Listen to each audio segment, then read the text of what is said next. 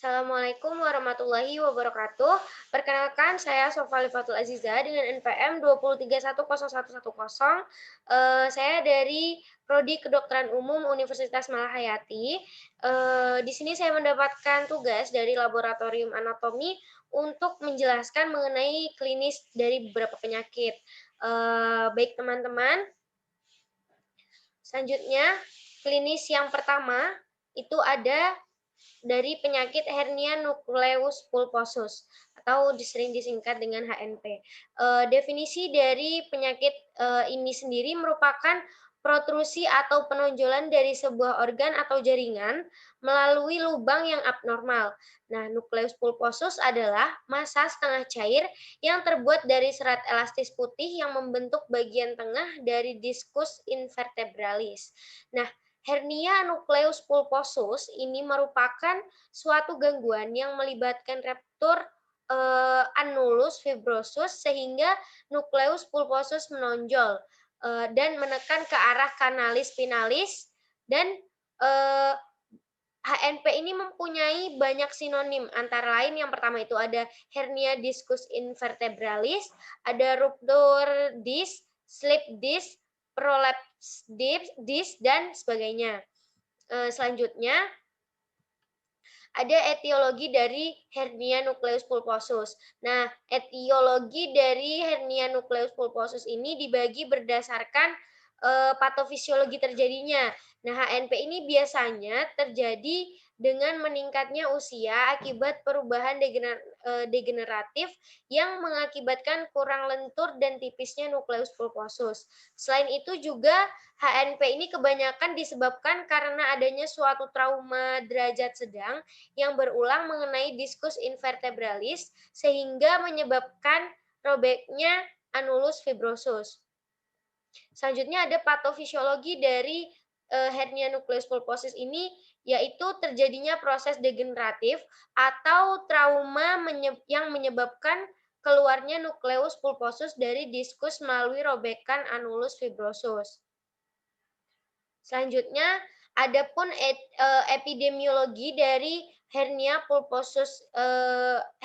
nukleus pulposus ini prevalensi HNP berkisar antara 1-2% dari populasi.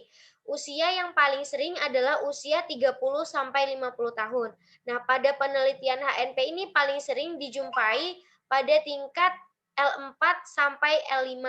Titik tumpuan tubuhnya itu di L4, L5 sampai S1. Nah, penelitian Damers dan Koehler ini pada tahun 1431 pasien dengan herniasi diskus lumbalis memperlihatkan bahwa pasien HNP L3 dan L4 ini secara bermakna dari usia tua dibandingkan dengan pasien HNP L4 dan L5. 1 HNP merupakan salah satu penyebab dari nyeri punggung bawah yang penting dan merupakan salah satu masalah kesehatan, yang utama. Nah, insight HNP di Amerika Serikat itu sekitar 5% orang dewasa, kurang lebihnya itu 60 sampai 80% individu pernah mengalami nyeri punggung dalam hidupnya.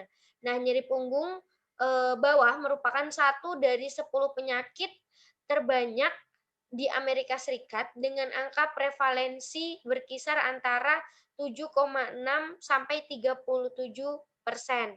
Insiden tertinggi dijumpai pada usia 45 sampai 60 tahun. Pada penderita dewasa tua, nyeri punggung ini mengganggu aktivitas sehari-hari pada 40% penderita dan menyebabkan gangguan tidur pada 20% penderita yang mencari pertolongan medis dan 25% diantaranya itu perlu rawat inap untuk evaluasi lebih lanjutnya.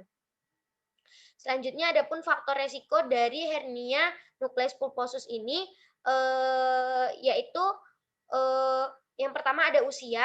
Ya, usia merupakan faktor utama terjadinya HNP karena anulus fibrosus lama-kelamaan itu akan hilang dan elastisitasnya menjadi kering dan keras, menyebabkan anulus fibrosus mudah berubah bentuk dan ruptur. Yang kedua ada trauma. terutama trauma yang memberikan stres terhadap kolumna vertebralis seperti jatuh. Selanjutnya ada pekerjaan yang terutama yang sering mengangkat barang berat dan cara mengangkat barangnya yang salah serta meningkatkan resiko terjadinya HNP. Selanjutnya itu ada gender, pria lebih sering terkena HNP dibandingkan wanita, yaitu perbandingannya 2:1, dan hal ini terkait pekerjaan dan aktivitas yang dilakukan pada pria cenderung ke aktivitas fisik yang melibatkan kolumna vertebralis. Adapun penegakan diagnosisnya itu yang pertama dilakukan dengan anamnesis yang dapat ditanyakan hal yang berhubungan dengan nyerinya. Pertanyaan itu berupa kapan nyeri terjadi, frekuensi, dan 10 intervalnya. Lokasi nyeri, kualitas dan sifat nyeri, penjalaran nyeri, apa aktivitas yang memprovokasi nyeri, memperberat nyeri, dan meringankan nyeri. Selain nyerinya, tanyakan juga pekerjaan riwayat trauma. Selanjutnya ada pun pemeriksaan neurologi untuk memastikan bahwa nyeri yang timbul termasuk dalam gangguan saraf, yaitu meliputi pemeriksaan sensoris, motorik, refleks, dan pemeriksaan sensoris ini apakah ada gangguan sensoris dengan mengetahui dermatom mana yang terkena dan akan dapat diketahui radix mana yang terganggu. Nah, selanjutnya ada pemeriksaan motorik, apakah tandanya paresis, atrofi otot, dan pemeriksaan refleks. Bila ada penurunan atau refleks tendon menghilang, misal APR menurun atau menghilang berarti menunjukkan segmen S1-nya terganggu. Oke, klinis selanjutnya itu ada spina bifida. Yang pertama definisi dari spina bifida itu sendiri berarti terbelahnya arcus vertebrae dan bisa melibatkan jaringan saraf di bawahnya atau tidak. Nah, spina bifida ini disebut juga dengan myelodysplasia, yaitu suatu keadaan di mana adanya perkembangan abnormal pada tulang belakang, spinal cord, saraf-saraf sekitar, dan kantung yang berisi cairan yang mengitari spinal cord. Nah, kelainan ini menyebabkan pembentukan struktur dan berkembang di luar tubuh. Etiologi dari spina bifida ini bersifat multifaktorial. Artinya terjadi penyakit ini disebabkan oleh interaksi berbagai faktor, terutama itu faktor genetik, maternal, dan lingkungan. Penelitian pada hewan menunjukkan sebanyak lebih dari 200 gen berperan dalam penutupan tuba neural. Nah, berbagai gen tersebut memiliki berbagai fungsi, antara lain yaitu meregulasi sitoskeletal, proliferasi sel, menjaga integritas epitel, berperan dalam pembentukan protein, serta enzim yang penting dalam proses neurogenesis. Mutasi akan menyebabkan malformasi dan defek tuba neural yang salah satunya bermanifestasi sebagai spina bifida. Bahan-bahan teratogen yang dapat menyebabkan terjadinya defek neural tube ini meliputi karbamazepin, valproic acid, defisiensi folik acid, dan sulfonamid. Nah, seorang wanita yang mengkonsumsi valproic acid selama kehamilan mempunyai resiko kemungkinan melahirkan bayi dengan defek neural tube sebesar 1-2%. Maka dari itu seorang wanita hamil itu mengkonsumsi obat-obat anti epilepsi selama kehamilannya disarankan untuk melakukan pemeriksaan AFP prenatal rutin. Nah, faktor maternal lain yang dapat menyebabkan defek neural ini yang pertama ada riwayat keluarga dengan defek neural tube, penggunaan obat-obat anti kejang, overweight berat, demam tinggi pada awal kehamilan, dan diabetes mellitus. Selanjutnya, patogenesis dari defek neural tube di sini yang dimaksud yaitu karena kegagalan pembentukan mesoderm dan neurorectoderm. Defek embriologi primer pada semua defek neural tube adalah kegagalan penutupan neural tube, mempengaruhi neural dan struktur cutaneus ektodermal. Hal ini terjadi pada hari ke-17 sampai 30 kehamilan. Selama kehamilan, otak tulang belakang manusia bermula dari sel datar yang kemudian membentuk silinder yang disebut neural tube. Jika bagian tersebut gagal menutup, atau terdapat daerah yang terbuka yang disebut cacat neural tube terbuka. Daerah yang terbuka itu kemungkinan 80% terpapar atau 20% tertutup. 90% dari kasus yang terjadi bukan faktor genetik atau keturunan, tetapi sebagian besar terjadi karena kombinasi faktor lingkungan dan gen dari kedua orang tuanya. Nah, diagnosa dari spina bifida ini dapat dideteksi dengan pemeriksaan AFP atau AFP yang diperiksa dari darah ibu hamil. Nah, AFP ini adalah protein serum utama yang terdapat pada awal kehidupan embrio dan 90% dari total globulin serum dari fetus.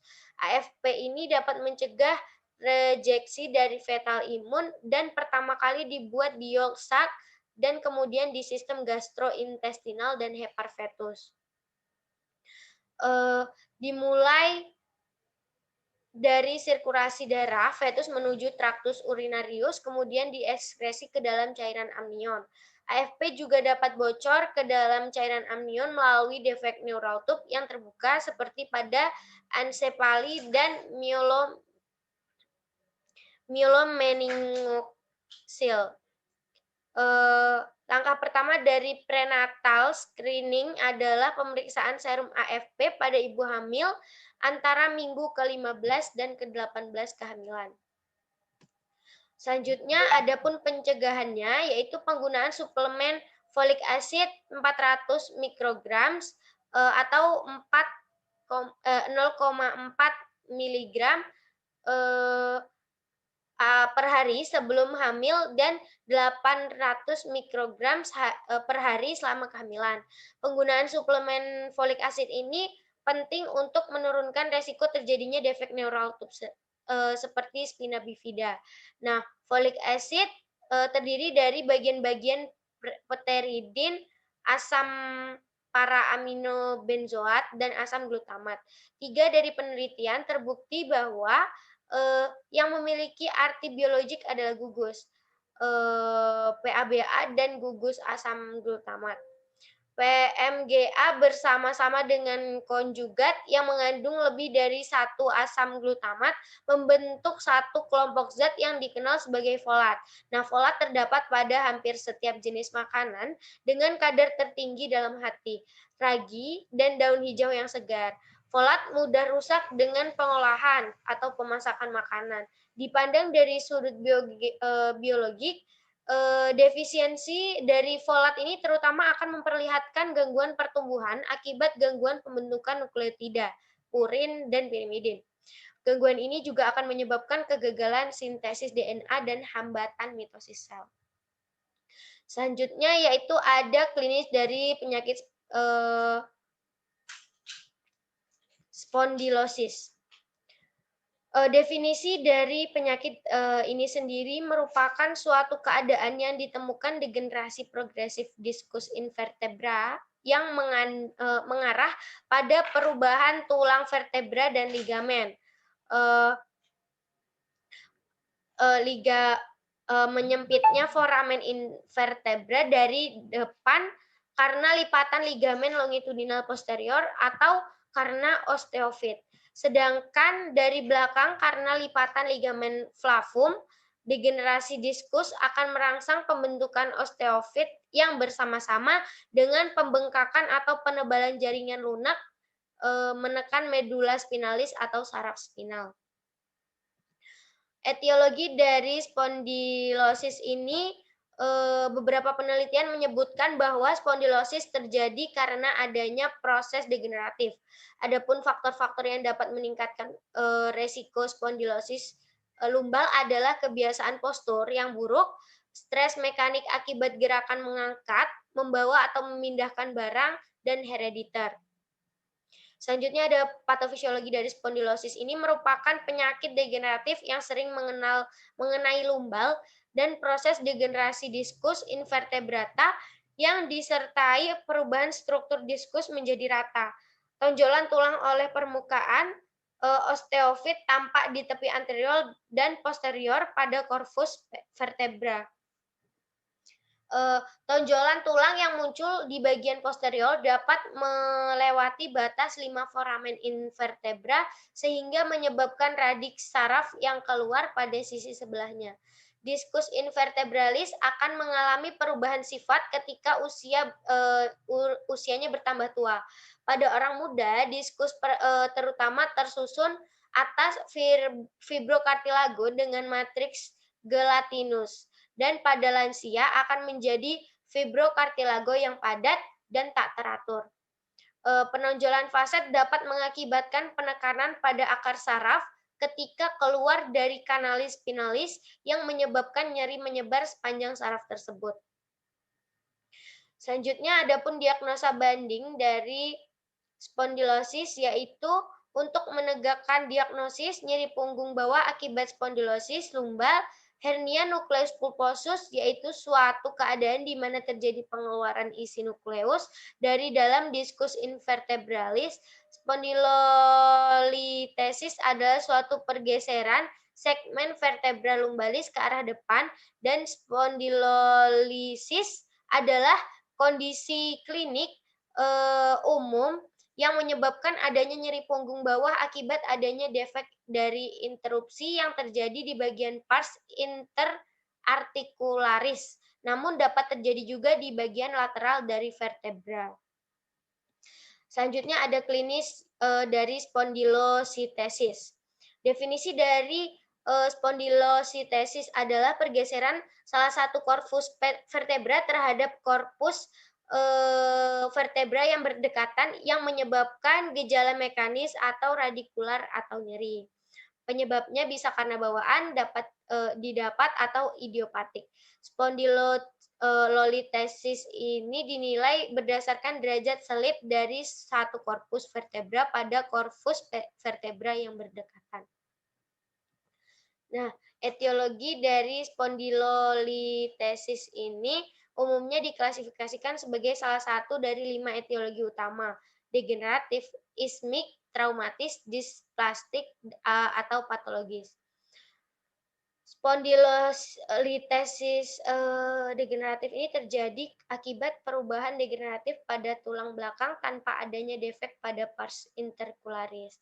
Hal ini biasanya berhubungan dengan gabungan facet joint dan degenerasi diskus yang menyebabkan ketidakstabilan dan pergerakan ke depan dari satu korpus vertebra terhadap korpus vertebra yang berdekatan. Spondylolistesis ismik terjadi akibat defek pada pars interarticularis.